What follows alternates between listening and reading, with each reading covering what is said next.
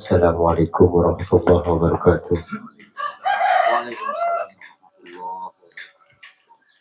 A'udzu billahi minasyaitonir rajim. Bismillahirrahmanirrahim.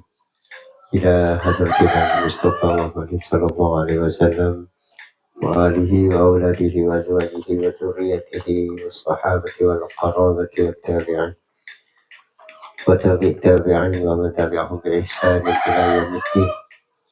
ثم إلى أرواح آبائنا وأمهاتنا وأجدادنا وجداتنا ومشايخنا ولمن أحبنا فيك ولمن أحسن إلينا وجميع المسلمين والمسلمات والمؤمنين والمؤمنات لمن له حق علينا خصوصا إلى روح المصنف في هذا الكتاب شيء لله لهم الفاتحة. أعوذ بالله من الشيطان الرجيم. بسم الله الرحمن الرحيم. الحمد لله رب العالمين الرحمن الرحيم مالك يوم الدين إياك نعبد وإياك نستعين اهدنا الصراط المستقيم صراط الذين أنعمت عليهم غير المغضوب عليهم ولا الضالين. بسم الله الرحمن الرحيم. الحمد لله رب العالمين نحمده ونستعينه ونستغفره ونعوذ بالله من شرور أنفسنا ومن سيئات أعمالنا.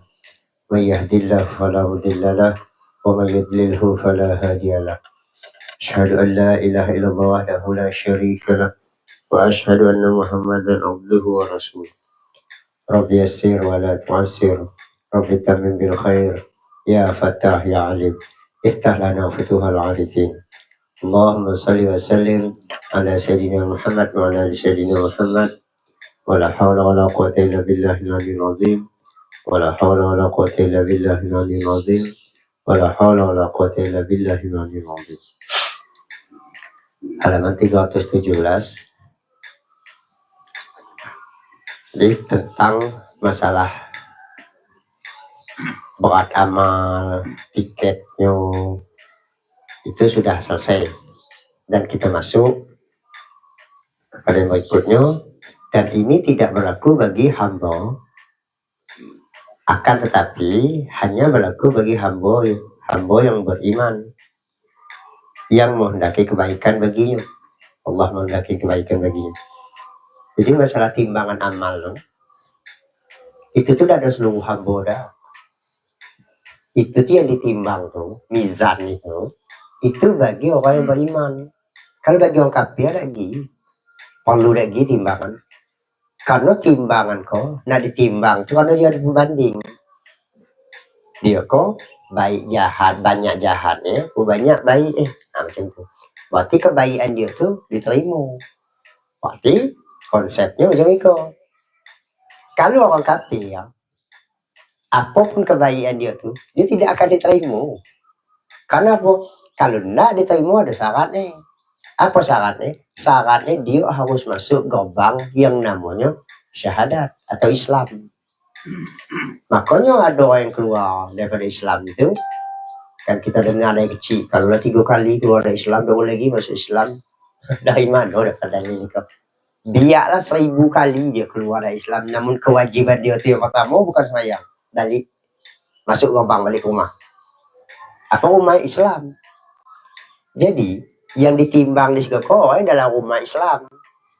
Kalau di luar Islam timbang dah. Kenapa dah ditimbang? Karena orang itu dia dah ada masuk ranah daripada Islam. Orang kafir tu tak bagi dulu. Satu memang kafir mutlak. Kafir mutlak tu memang dia bertuhankan, sedikit pun dia tidak mempercayai bahwa Tuhan itu Allah, seperti orang di luar Islam.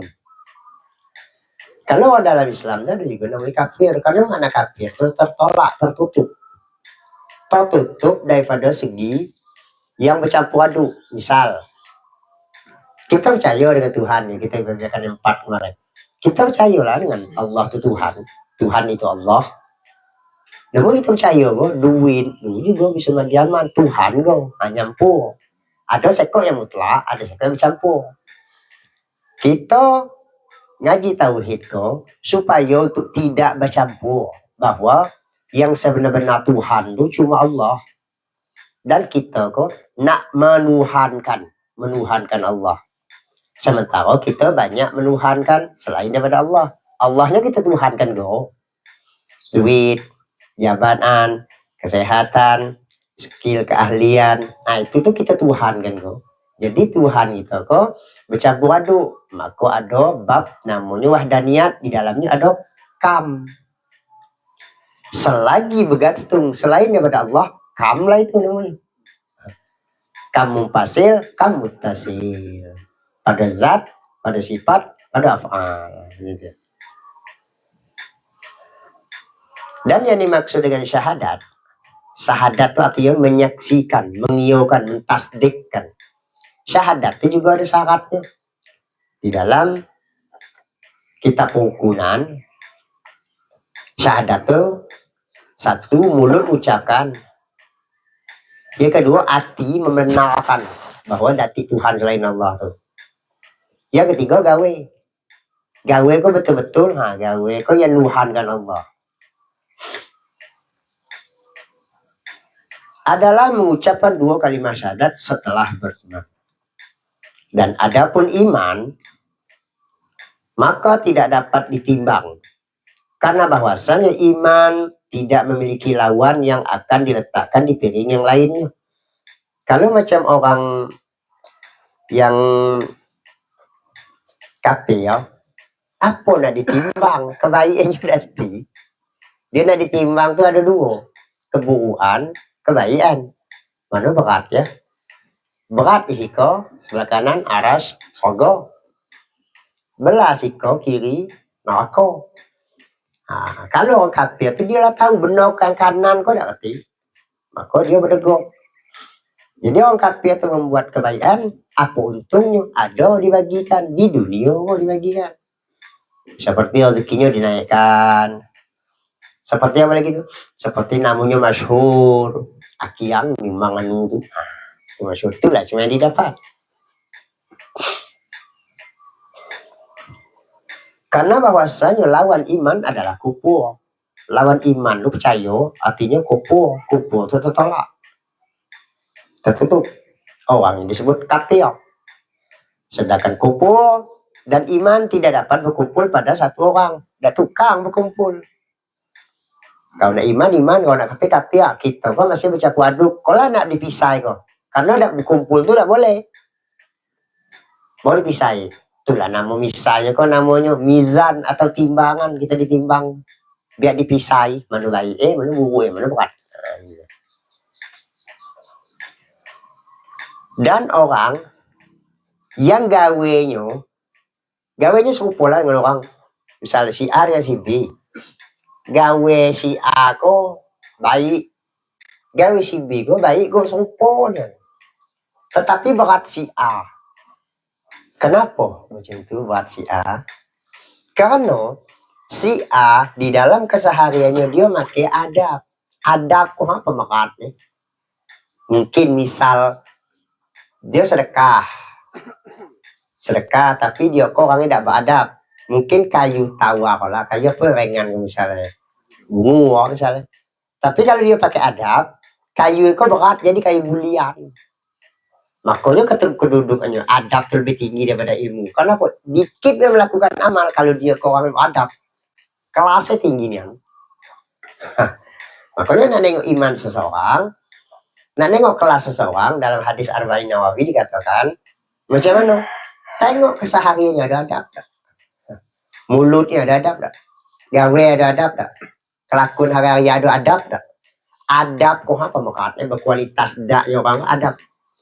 Walaupun dia sedekah cuma Rp1.000, yang si B sedekah Rp5.000, tapi si A ke pakai adab, takkan sanggup Rp5.000 kok nak ngalahkan si A. Kuncinya di mana? Di adab. Maka adab itu dinaikkan lebih tinggi daripada ilmu. Walhal ilmu kok tinggi ni lebih tinggi adab. Kenapa? Yang menopang ilmu itu lagi jadi berkualitas adab. Itu dia. Adab kok ada dua. Satu adab dengan makhluk, satu adab dengan Allah. Adab dengan Allah, kita menentang daripada ketaatan, berarti itu kita tidak ada adab kepada Allah. Rendah jadinya, walaupun tinggi. Walaupun amal kita tadi tinggi, tapi rendah, karena kita tidak ada adab. Terus apa beda adab dengan akhlak? Kalau adab itu didapat dari belajar. Kita belajar kok dapatnya adab kok sih. Tapi kalau akhlak kita dapat dari beramal, dari melakukan. Akhlak itu berarti khalik, Tuhan berarti. Orang yang berakhlak berarti dia tuh pakai sifat Tuhan. Ada juga dua versi. Satu kata dia adab tuh lebih di dalam, kalau akhlak tuh di luar. Jadi ada juga yang nyebut macam itu. Kalau menurut asal katanya, akhlak itu asal katanya daripada khuluk. Khuluk itu khalik, Tuhan, makhluk. Maka akhlak didapat dari beramal. Beramal itu subhanallah. Seseorang yang dia bermanfaat untuk orang lain, aku ada akhlak. Kok akhlak? Dia nolong orang, dia sedekah dengan orang, dia mudahkan urusan orang. Kok akhlak? Dia beramal juga dati akhlak bisa. Macam mana? Merasa awak yang beramal. Dati akhlak. Walhal yang nyadikan kau Tuhan. Kemudian kita masuk diri itu, awal yang jaga kau dati akhlak. Maka mati-matian ilmu tauhid itu nyuruh mempanakkan diri, mendakdokan diri. Berarti kalau awak dakdo, tapi awak ado, siapa yang ngadokan? Yang ado yang ngadokannya. Siapa itu? Khalik dirinya, Allah. Nah makanya disebutkan akhlak. Jamak daripada perbuatan ketaatan kepada Allah yang benar-benar karena Allah, itu namanya akhlak kepada Allah. Nah, dan karena itu Allah Ta'ala berfirman, tentu, dia pakai tentu. Sesungguhnya bagimu di sisi kami pastilah terdapat kebaikan. Dan Allah tidak berfirman, sesungguhnya bagimu di sisi kami terdapat kebaikan. Tidak. Di satu timbangan, yakni menurut pendapat yang unggul, menurut pendapat yang kuat, yang muktamad, untuk seluruh umat-umat dan untuk seluruh amal-amal perbuatan yang nyato berarti dinyatakan, syukur berarti seperti timbangan dunia. Timbangan itu memiliki batang, penyangga, dan lidah dan 2 piring. Kan ada timbang no ngomongin macam kau dak. Ada bah. Kalau cek kau dak ada sama berat kau. Ada nak macam kau. Kau lidai kata dia tu. Karena kau cerita ngomongin dak digital kalau. Kau pak batu. Lom kata dia. Lah, bau. Panah tajam dia. Pernah tengok kan? Yang tajam dia. Nah, ada 2 ekor tu. Yakni seperti timbang dunia, timbang itu memiliki batang, penyangga, timbangan, dan lidah, dan 2 piringan. Jikalau berkumpul pada salah satu keduanya, yakni 2 piring itu, langit-langit dan bumi, maka pasti dapat membuat keduanya salah satu dari 2 piringan itu. Dan piringan itu, yakni piringan amal-amal kebaikan itu, sebelah kanan aras, yang kebaikan itu sebelah kanan aras ini. Dia berhadapan dengan sorga. Dan piring amal kejahatan sebelah kiri aras, berhadapan dengan neraka. Kita imajinasikanlah macam itu. Belah kanan kau kebaikan, kau sorga. Belah kiri kau kejahatan, kau neraka.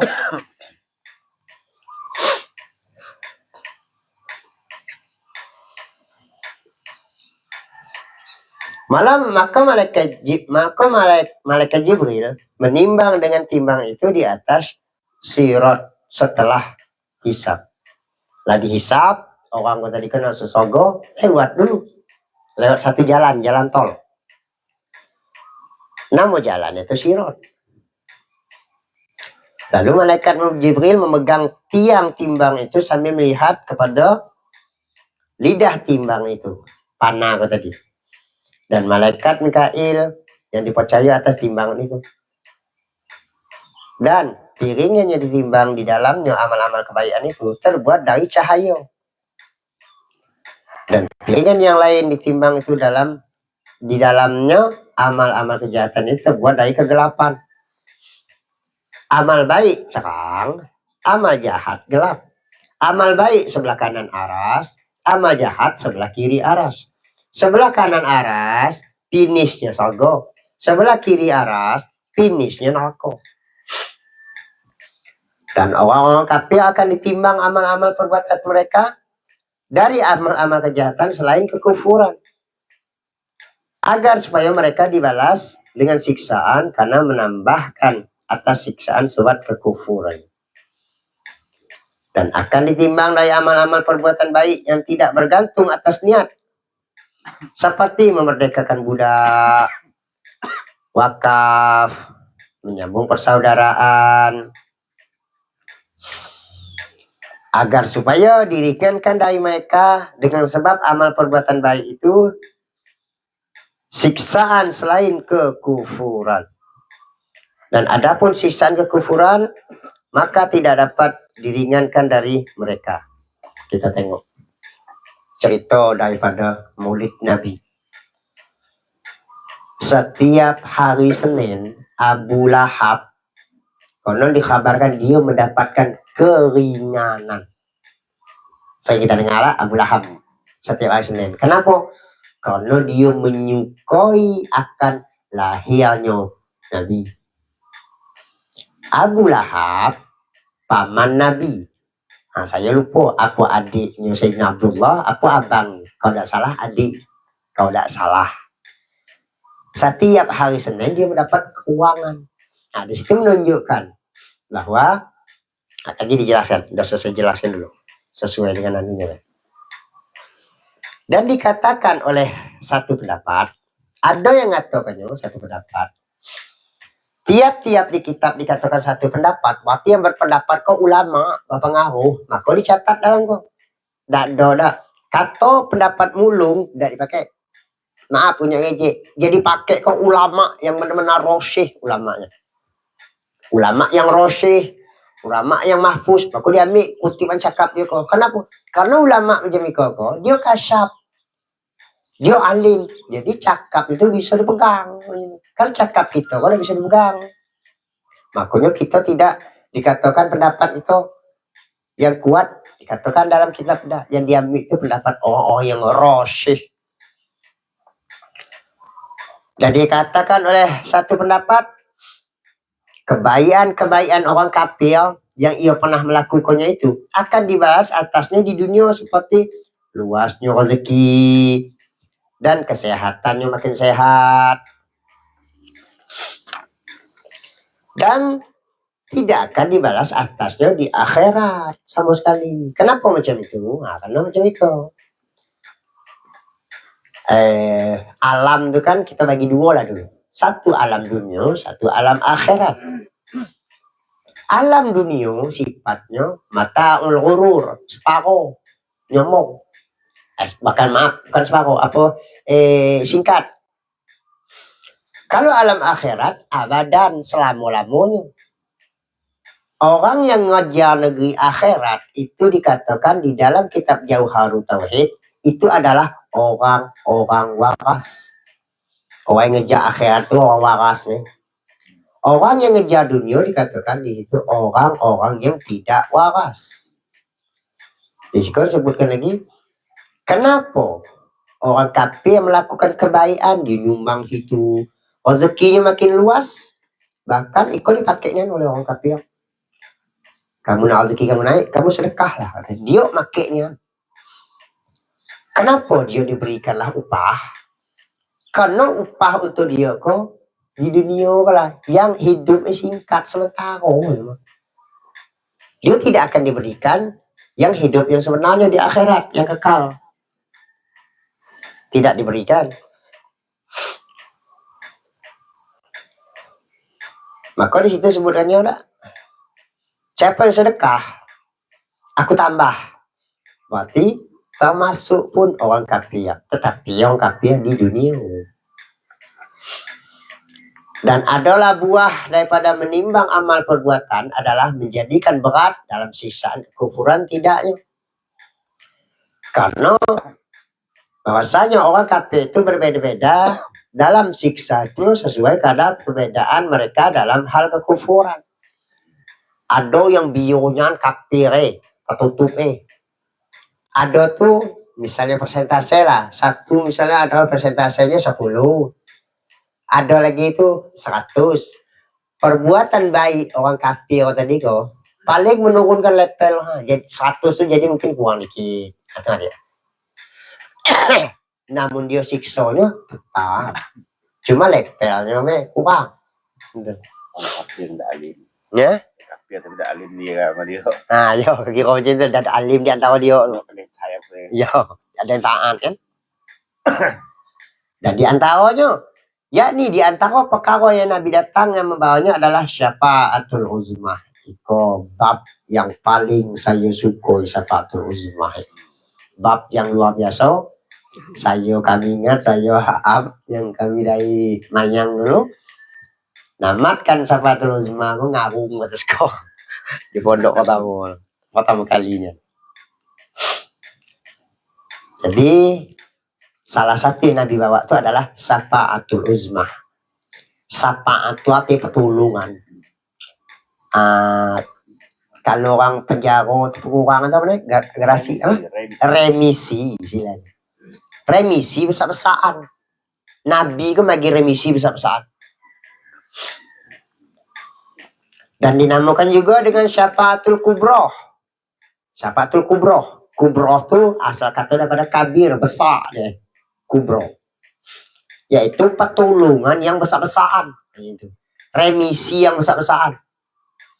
Dan dinamakan juga dengan al-maqamul mahmud. Itu adalah Al-Quran kan. Dalam memutuskan peradilan, yakni peradilan yang memutuskan di antara orang-orang. Dan hal itu apabila telah berkumpul makhluk-makhluk seluruhnya, baik golongan manusia, jin, dan selain mereka daripada mahsyar. Maka mereka mendengar suara yang dahsyat dari langit, lalu suara itu menakutkan mereka. Esoklah kumpul kalau jin, manusia.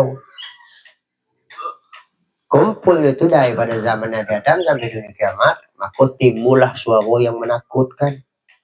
Suara menakutkan di situ, kalau kelas kita gini itu, istilahnya itu sakit takutnya kita sebutlah terberak-berak itu sakit takutnya macam itu kalau kelas kita di dunia.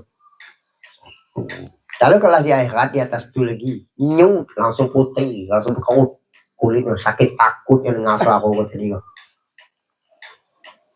Lalu langit akan terbelah dan akan turun para malaikat langit dunia. Dan jumlah mereka setara makhluk di bumi dengan 10 kali lipat. Terbelah, turun malaikat. Nah kumpul pula kau di Al-Mauqif kata dia. Kumpul, jumlah dia kok sebanyak setara manusia 10 kali lipat. Misalnya manusia dari zaman Nabi Adam kok sampai akhirat misalnya orang 1000 kali 10 malaikat. Kumpul sekok gena. Dak dodak sekok anu ngomong sana dak bakumpul sekok gena di Al-Mauqif kata dia. Malaikat, jin, manusia berkumpul kalau gitu. Yang gena kok sempit. Lalu mereka mengelilingi para penghuni Al-Mauqif. Turun keliling yuk. Kemudian akan turun para penghuni langit kedua. Turun pula penghuni langit kedua. Yang jumlah mereka setara dengan makhluk di bumi dengan 20 kali lipat lah kali 20 pula. Apa penduduk daripada Al-Mauqif manusia kok kali 20 pula. Lalu mereka berdiri di belakang barisan para penghuni langit dunia. Dia barisannya di belakang dikit. Dan seterusnya sampai turun para malaikat penghuni 7 lapis langit. Turun pula lagi penghuni malaikat 7 lapis langit. Dan kata Guru Jidawi di dalam kitab Jami' Asy-Syarir, makhluk yang paling banyak itu adalah di bumi. Makhluk paling banyak itu adalah di laut. Lebih banyak daripada di bumi. Makhluk paling banyak lagi itu daripada di laut itu yolah di langit. Di langit tuh ramai nian. Makanya saking sayangnya Allah dengan Uwais Al-Qarni, dia dijadikannya terkenalnya tuh di atas, ya di bawah. Kenapa? Kalau macam tu tak tahulah. Orang bawah kau tak penting. Yang penting tu orang atas. Satu. Yang kedua, jumlah atas tu lebih banyak. Nah, terkenal Uwais Al-Qarni kau di langit Tuhan. Saking apa? Saking cintanya Tuhan dengan Uwais Al-Qarni waktu. Dan mereka berdiri di sekeliling para penghuni mauqif. Sementara para makhluk saling tumpang tindih dan bertumpuk-tumpuk, tak muat. Ada orang 700 kumpul kena petak kita walah. Macam tu. Tak ada layak sehalaman tu 700 belum tentu cukup. Kau tak sepetak kita kau berkumpul orang 700. Jin manusia malaikat tumpang tindih. Sampai-sampai di Al-Mauqif kau. Telapak kaki seseorang tu bisa berada di atas 1000 telapak kaki orang lain kalau dahsyatnya kondisi berdesakan. Tapi tidak maksud tu. Tumpuan manusia di bawah kok ribuan orang lagi. Kalau awak di atas. Kalau macam tu matilah. Tak do mati. Kalau mati enak. Mati awak. Tak do mati. Ngapa macam tu? Allah memang nak merasakan betapa pedihnya kumpul di Al-Mauqif ni. Berapa lama? Wallahu a'lam. Entah ribuan, entah ratus ribuan, entah jutaan ribuan. Kenapa nunggu giliran berkumpul di Al-Mauqif kau? Bertumpuk macam mana kita ikan lagi mangi kau bertumpuk. Kira-kira macam tu. Mati dah hidup. Saro dah. Sangat saro. Dan adalah manusia di dalam keringat itu tadi di atas beberapa macam berbeda pula. Keringat manusia itu berbeda. Berdasarkan dengan amal perbuatannya. Ada orang yang keringat itu sampai ke batas kau. Keringat kita bayang masin keringat orang batas kau. Tak macam tu lagi. Lebih dari itu. Batas dagu. Keringat orang kita berpuluh batas dagu. Ada lagi batas dada. Ada batas pinggang. Ada sampai batas lutut. Ada kedua mata kaki. Itu apa yang menandakan itu? Menurut amal kita di dunia. Kalau amal di dunia kita masa kambing, insya Allah batas pinggang. Yo.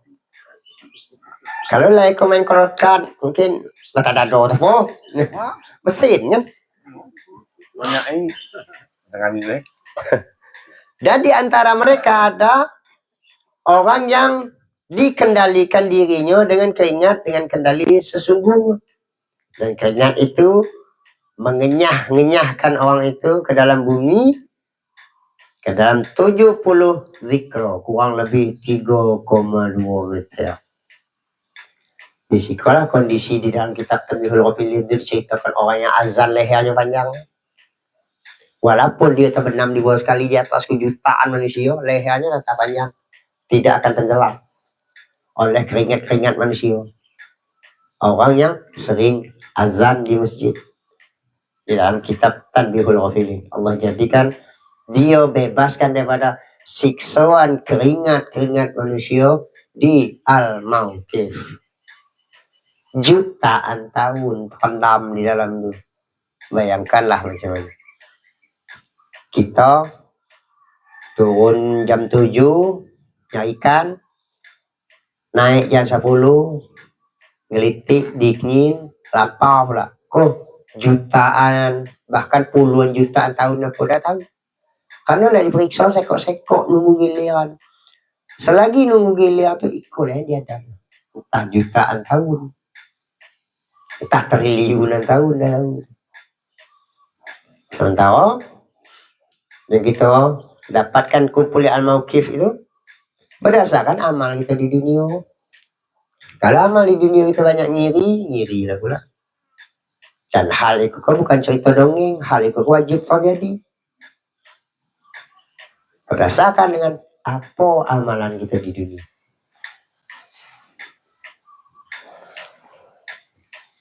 Dan di antara mereka ada orang yang terkena percikan keringat yang sedikit, seperti orang yang duduk di kamar mandi, mau kecil sedikit.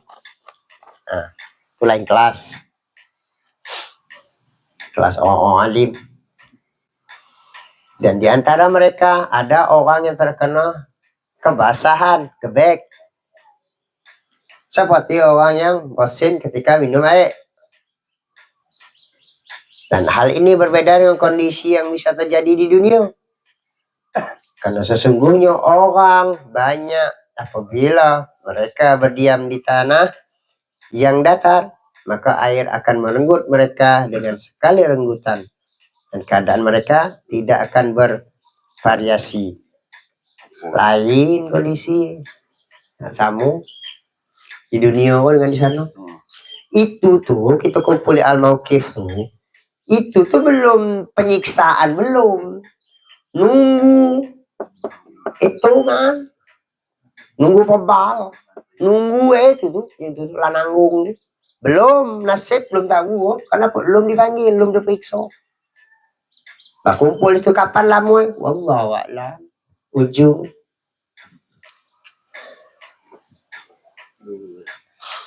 Maka hal ini termasuk dari berbagai perkara yang mengoyak adat kebiasaan. Nah, kau dia. Di sana esok tak ada lagi dah seperti adat-adat yang kita disikau.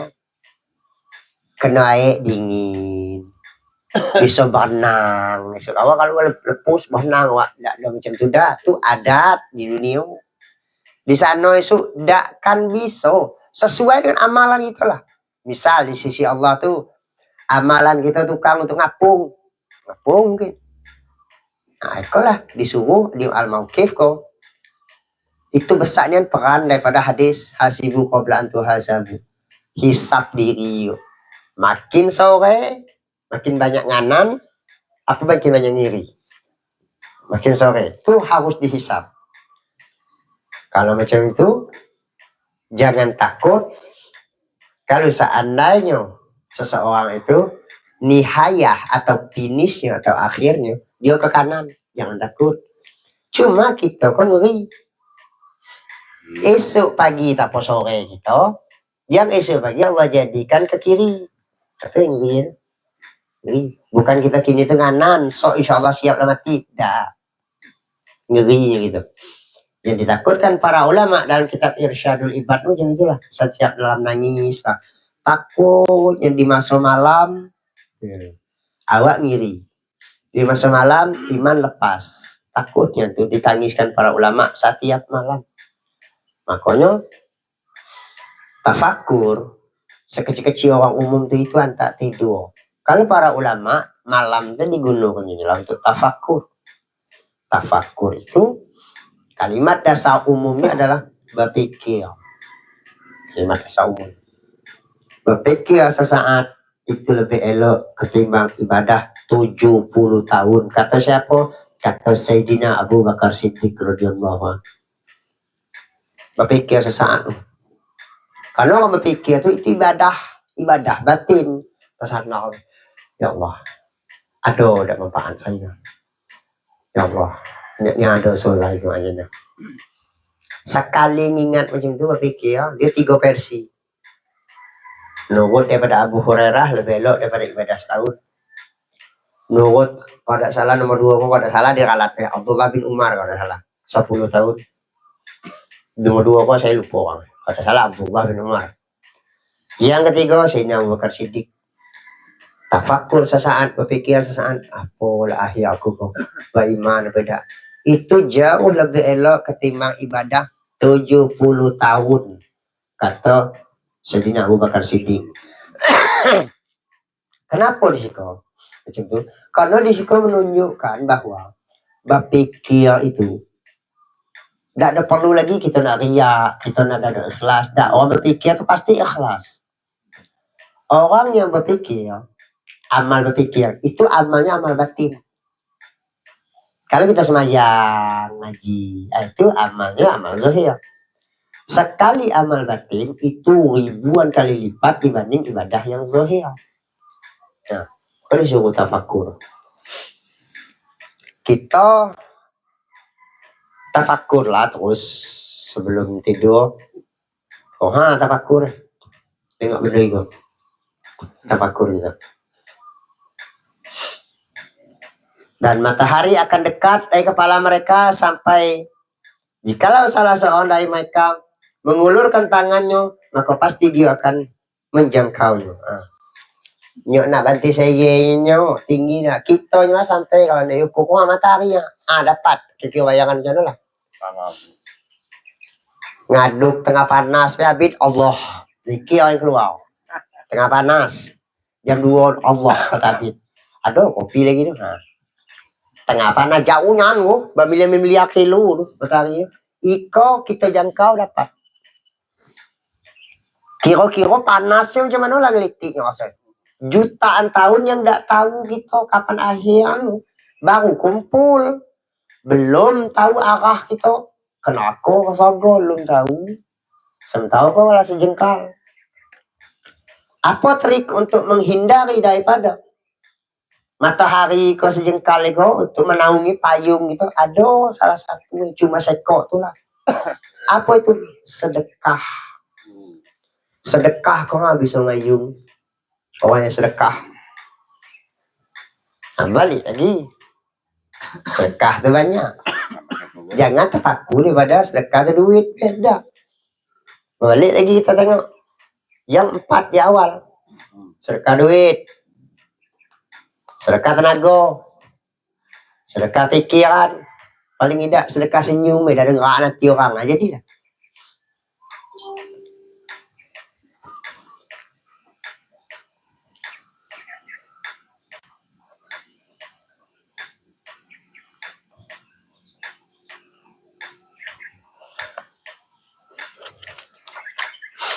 Dan akan berlipat ganda panasnya matahari itu dengan 70 kali lipat. Panasnya macam gini kok kali 70. Kini ke ngeliti. Panasnya ngeliti. Kok kali 70. Yang jarak tu dipegang dapat. Jadi kalau dapat tak mayangnya macam mana. Itu pasti itu kita kumpul. Maka tidak henti-hentinya orang bergejolak sebagian mereka kepada sebagian yang lainnya selama 1000 tahun. Maksud bergejolak kok ngelompar siko ngelompar sana. Buat tahu ngelompar Pak? Tahu? Idan tahu ngelompar kan? Istilahnya itu resah meronta-ronta nyari ke siko nyari untuk sejuk, untuk nyaman, untuk apa? Batin tindian manusia udah kena kecil. Panas ya sejengkal asal kan ya meronta-ronta ya duduk kayak sambil ngotak panasnya yuk ongkapnya dah duduk macam itu dah saling pokoknya saling nanggung lah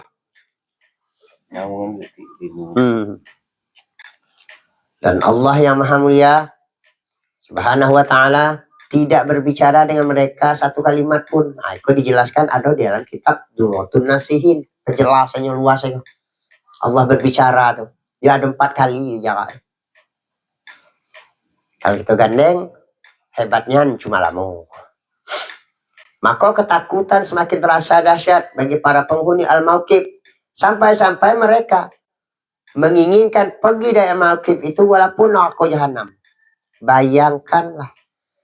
Biarlah aku masuk neraka jahanam daripada tinggal di situ. Kira-kira neraka jahanam jadi pilihan. Macam mana lah kira sarung yang kata enak dalam neraka jahanam. Saking dia tidak terlap nak milih aku masuk neraka jahanam daripada di situ. Lalu sebagian mereka berkata lagi apa kata dia sebagian mereka? Kalian pergilah kepada nenek moyang kalian Nabi Adam. Kau kan cerita siapa terus mah. Udahlah kamu pergilah, baliklah kepada nenek moyang kamu. Pergi kepada Nabi Adam, kata dia. Kita kolah macam kuhas, mampus. Gitu. Ayolah, pergi akhirnya menghadap kakek nenek Nabi Adam. Lalu mereka mendatangi Nabi Adam lalu berkata, wahai bapak manusia, urusan ini sangat menyulitkan bagi kami. Sangat bersego kami. Sedangkan Anda adalah orang yang Allah telah menciptakannya dengan kekuasaan. Dan Allah menyuruh para malaikatnya bersujud kepada Anda. Dan Allah telah meniupkan pada diri Anda ruhnya. Mohonkanlah syafaat untuk kami dalam memutuskan peradilan. Tolonglah kami kok. Engkau kan dekat dengan Allah, kata manusia. Mohonlah syafaat untuk kami kepada Tuhan Anda agar Dia berkenan mengadili di antara kami. Nak minta cepat antrian. Kenapa lah nanggung di kumpulan mauqif? Lalu dijawab Nabi Adam. Apa kata Nabi Adam? Aku bukan orang yang layak di sana, di makom syafaat. Macam mana aku nak nolong kamu? Aku punya belum tentu nasib aku. Betul dia. Belum tentu kau tengah terapi. Aku tak layak nolong kamu. Sesungguhnya apa? Aku kau dikeluarkan dari surga sebab kesalahan aku nak nolong kamu. Aku kau salah, kata Nabi. Nabi Adam. Lalu dalam surga nak keluarkan aku dari surga. Dan sungguh tidak ada yang menggelisahkanku pada hari ini kecuali diri saya sendiri. Akan tetapi mesti bagi kalian memandang Nabi Nuh, mendatangi Nabi Nuh. Lalu mereka mendatangi Nabi Nuh. Coba kamu pergi pula, kamu minta tolong dengan Nabi Nuh. Kalau aku dah ada layak, dia tu yang alim, dia dekat dengan Tuhan. Coba datang ke sana. Kalau aku dah lihat, apa? Aku belum tentu. Kata Nabi Adam, aku masih rasa busuk lagi. Akhirnya lah pula mendatangi Nabi Nuh. Yang mendatangi Nabi Nuh, sekira-kira manusia yang mendatangi kau bukan dikit. Konon ada berita dikabarkan sebatas mana memandang mata manusia itu tidak terpandang, masih banyak lagi yang datang tadi. Dan kau datang berdasarkan nabi-nabi dia lah, umat Nabi apa dia? Datang ke Nabi dia. Lalu mereka mendatangi Nabi Nuh. Nabi Nuh dikenal dengan kapalnya dan berkata, wahai Nuh, Anda adalah Rasul pertama yang diutus kepada penghuni bumi. Dan Allah telah menyebut Anda sebagai hamba yang banyak bersyukur. Maka mohonkanlah syafaat untuk kami. Mohonkanlah pertolongan untuk kami kepada Tuhan Anda agar Dia berkenan mengadili di antara kami.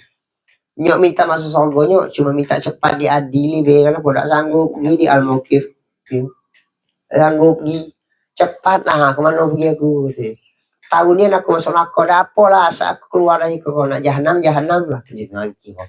Saking nanggungnya aku di Al-Mauqif. Al-Mauqif itu nama tempat. Kalau kita dengar untuk hari-hari itu namanya Padang Mahsyar. Padang kumpul, genai itu namanya Al-Mauqif. Itu dia. Apa beda Mauqif dengan Mahsyar? Mauqif itu nama genai, Mahsyar padang kumpul. Apa kata Nabi Nuh? Sesungguhnya aku pernah berdoa dengan sebuah doa di atas penghuni bumi, lalu mereka ditenggelamkan. Aku punya salah, kata Nabi Nuh. Aku dulu pernah orang kau nak ikut aku, kata dia. Ya Allah Tuhanku, tenggelamkanlah. Dia puas aku ngajak lah, dia nak dapat hidayah. Ngamme tu. Oleh karena dia seorang nabi, maka Allah tenggelamkan. Salah tu apa? Mencelakai di situ datik cinta. Aku pernah berbuat salah kata Nabi Nuh. Aku tak tolak nak nolong kamu, aku belum tentu juga ketengah ke tepi. Dan sesungguhnya tak ada yang menggelisahkanku pada hari ini kecuali diri aku dewi. Akan tetapi mesti bagi kalian mendatangi Nabi Ibrahim. Coba kamu datang pula kepada Nabi Ibrahim Kalau tu yo paten, itu tu adalah Khalilullah. Kalau aku bodoh, aku masih ada jahat kata Nabi Nuh. Lalu mereka datang pula kepada Nabi Ibrahim. Wahai Ibrahim, Anda adalah Nabi Allah dan kekasihnya dari para penghuni bumi. Mohonkanlah syafaat untuk kami pada Tuhan Anda agar Dia berkenan mengadili antara kami. Supaya kami kau cepat diadili, mintalah Tuhan. Apa jawab Nabi Ibrahim? Aku tak layak duduk di nak bagi syafaat. Siapa aku nak bagi kamu syafaat? Sama berjawabnya, aku kok pernah berdusta dalam Islam sebanyak 3 kali. Dan kedustaan itu ucapan beliau sesungguhnya aku sakit. Iko yang kemarin cerita dengan berhala, ialah ilmu badi. Aku sakit, kata dia, aku sakit itu tuh ilmu badi. Katakan dia tuh tidak senang nengok orang menyembah berhala tuh sakit di situ tuh. Ilmu badi itu macam tu. Dia menyebutkan sesuatu, tafsiran sesuatu, tujuan dia macam tu. Lagi di mana? Telepon keluar dari rumah, lagi di luar. Lagi di luar rumah. Cuma ilmu badi itu tak boleh pula dilazimkan. Pak nyombong jadi bakal Aku lah dia Nabi Ibrahim sadar dia. Aku pernah dusta 3 kali dia. Satu dia mengatakan dia sakit. Yang kedua dia mengatakan patung yang besar itulah yang melakukannya. Cerita kemarin kan? Kita lewat aja. Yang ketiga, sesungguhnya dia adalah saudara perempuanku. Waktu bininya Siti Syarah, saudara disiko kata orang, saudara adik-adik. Yang dimaksud dengan Nabi Ibrahim itu saudara disiko adalah saudara satu akidah. Itu namanya ilmu badi dalam ilmu alat. Maka dipakai di dalam keseharian sering gitu ada. Manolo. Itu sebenarnya cuma itu tuh Allah alam. Aku maksudnya tidak tahu lah kan. Cuma kalau dikaitkan sebenarnya itu badi luar di situ tuh kita boleh marah, kita boleh tak. Kalau kita marah, kapan pula kita berdulu? Kalau mau badi kan sesama Islam itu satu akidah berdulu. Dan sesungguhnya tidak ada menggelisahkanku pada hari ini kecuali aku dewi. Aku konyan sariku gelisah. Kata Nabi Ibrahim. Aku nak nolong kamu. Pada sanggup. Aku pernah buat salah. Kenyok makam aku. Kenyok. Kalau macam itu, ada loh kak. Kata Nabi Ibrahim. Kamu datang kepada Nabi Musa. Kenapa? Nabi Musa itu pernah berbicara dengan Tuhan. Nah, kalau itu ya paten.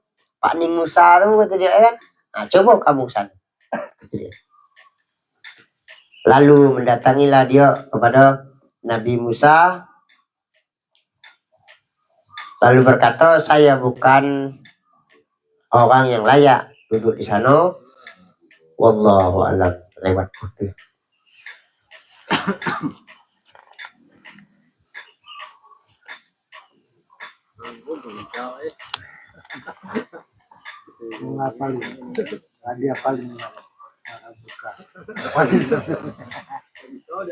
Subhanallah bihamdihi, subhanallah bihamdihi, subhanallah bihamdihi. Al-Fatihah. Alhamdulillahirrahmanirrahim. Ar-Rahmanir-Rahim. Maliki yaumiddin. Iyyaka na'budu wa iyyaka nasta'in. Ihdinas siratal mustaqim. Shiratal ladzina an'amta 'alaihim ghairil maghdubi 'alaihim. Fatihah kedua ditujukan kepada kedua orang tua kita, kepada seluruh keluarga kita yang sudah meninggal tapi yang masih hidup, dan kepada orang-orang yang telah berbuat baik terhadap diri pribadi kita, dan kepada orang-orang yang telah berbuat baik terhadap majelis kita, dan kepada orang-orang yang telah kita makan haknya yang sengaja maupun yang tidak sengaja. Dan wabil khusus Kirimkan Fatihah untuk guru-guru kita telah mengajarkan kita, khususnya Tuan Guru Salahuddin Syarga bisa kelangkau. Ila hazimnya al-Fatihah. Bismillahirrahmanirrahim. Alhamdulillah rabbil alamin arrahmanir rahim maliki yaumiddin. Iyyaka na'budu wa iyyaka nasta'in ihdinas siratal mustaqim. Siratal ladzina an'amta 'alaihim ghairil maghdubi 'alaihim waladdallin.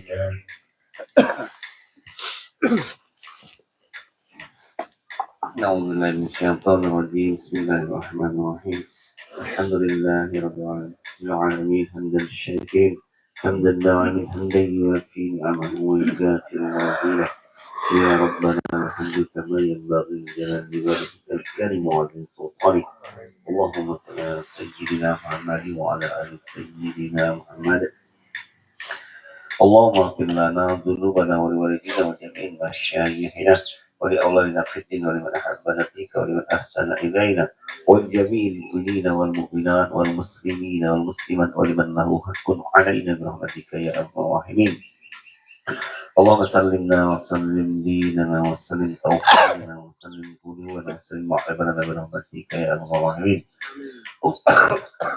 اللهم إنا نسألك من الهم والحزن ونعوذ بك من العجز والكسل ونعوذ بك من الجن والبخل ونعوذ بك من غلبة الدين وأصحاب الرجال ربنا أعوذ بنا أن نسأل منك التي أنعمت علينا وعلى والدينا وعلى من سلمت الله وأهلنا برحمتك من عبادك الصالحين ربنا ظلمنا أنفسنا وإن تغفر لنا وترحمنا لنكونن من الخاسرين ربنا هب لنا من أزواجنا وذريتنا قرة أعين واجعلنا للمتقين إماما ربنا آتنا في الدنيا حسنة وفي الآخرة حسنة وقنا عذاب النار صلى الله على سيدنا محمد وعلى آله وصحبه وسلم والحمد لله رب العالمين.